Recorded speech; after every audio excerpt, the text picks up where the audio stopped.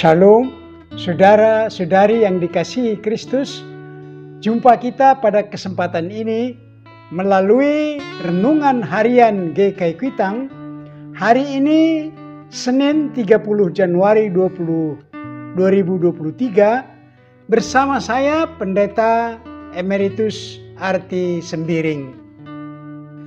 Bahan firman Tuhan yang kita renungkan pada kesempatan ini terambil dari kitab Nabi Amos. Amos pasal 8 ayat 5 sampai ayat 6. Saya bacakan untuk kita demikian firman Tuhan ini. Amos 8 ayat 5 sampai ayat 6. Yang berbunyi demikian. Bilakah bulan baru berlalu supaya kita boleh menjual gandum?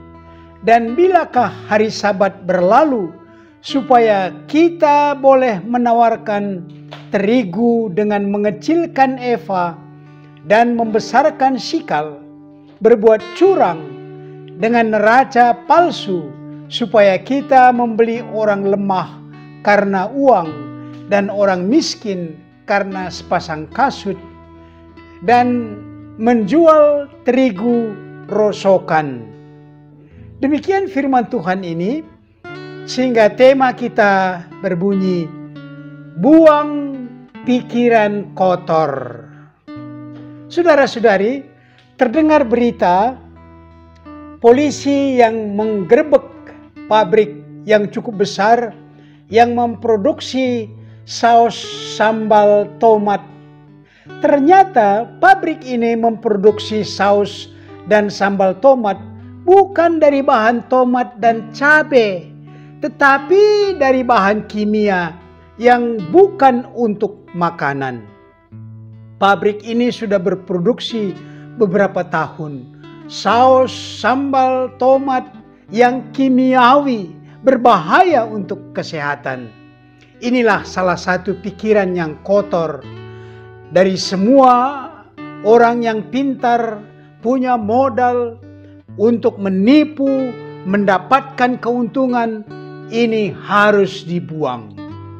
Terdengar juga berita bantuan sembako kepada rakyat miskin oleh pemerintah. Telah diganti sembako itu dengan kualitas yang rendah, tidak sesuai dengan yang direncanakan semula. Demikian juga berawal dari pikiran yang kotor untuk pelaksanaan kebijakan pemerintah untuk mendapatkan keuntungan pribadi. Pikiran-pikiran kotor ini harus dibuang. Bahan renungan kita adalah pikiran kotor dalam umat Israel. Mereka patuh akan hukum Taurat, tetapi merasa terhalang oleh Taurat itu sendiri karena tidak boleh menjual sesuatu pada hari Sabat. Hari Sabat dan bulan baru merupakan hari syukur atas kasih karunia dan berkat Tuhan. Hari itu adalah hari untuk beribadah kepada Tuhan.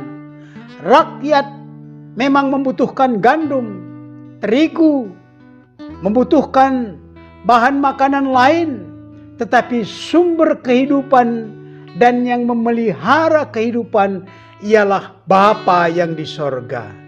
Demikian juga telah diatur kehidupan kita. Ada hari-hari untuk bekerja, belajar, berusaha, tetapi ada hari untuk beribadah, memuji Tuhan, bersyukur, memuliakan Tuhan. Dengan siklus kehidupan seperti ini menjadi harmonis kehidupan lahir dan batin kita.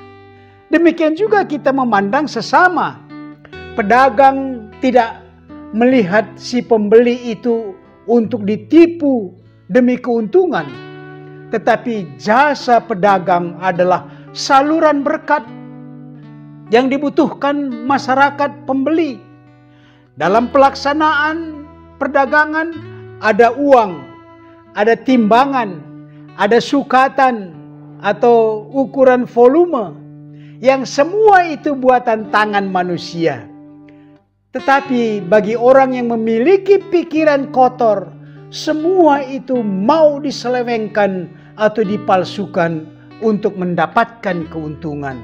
Karena itu ada peredaran uang palsu, ada SPBU yang menjual BBM tetapi volumenya dipalsukan, dikecilkan. Ada timbangan atau neraca yang palsu. Orang berpikir kotor dengan melihat si pembeli sebagai objek untuk mendapat keuntungan pribadi dengan penipu. Demikian juga dalam proyek pembangunan sarana. Mereka tidak melihat proyek itu yang mereka kerjakan sebagai keikutsertaan mereka dalam pembangunan, kemajuan dan kesejahteraan negara. Karena pikiran mereka sudah kotor, maka proyek yang dilaksanakannya mangkrak atau memanipulasi kualitas untuk keuntungan yang haram. Kita jadikan firman Tuhan bahkan bahan renungan hari ini sebagai koreksi. Apakah ada pikiran yang kotor melekat dalam pikiran kita, dalam kita? Apakah kita mampu melihat dengan jernih panggilan Tuhan dalam setiap aktivitas dan pekerjaan atau usaha yang kita laksanakan untuk kebaikan sesama? Mari kita buang pikiran yang kotor itu. Saudara-saudari, kita aplikasikan renungan ini dengan pokok berikut. 1. Menurut Anda, hal-hal apa yang membuat orang berpikir kotor seperti dalam renungan kita ini?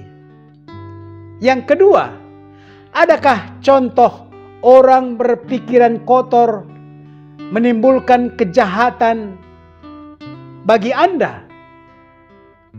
Yang ketiga, apa yang harus kita miliki untuk menangkal dan membuang pikiran kotor ini? Mari berdoa. Bapa kami dalam sorga, masih ada orang berpikiran kotor sehingga menyalahgunakan kesempatan sebagai alat penipuan. Ajar kami ya Bapa, untuk menjadikan segala kesempatan, baik formal atau non-formal, menjadi sarana menolong orang lain, sarana berbakti kepada negara dan masyarakat. Tambahkan kesempatan itu bagi kami sesuai keterampilan dan pendidikan kami. Kami panjatkan doa ini dalam nama Yesus Juru Selamat kami. Amin.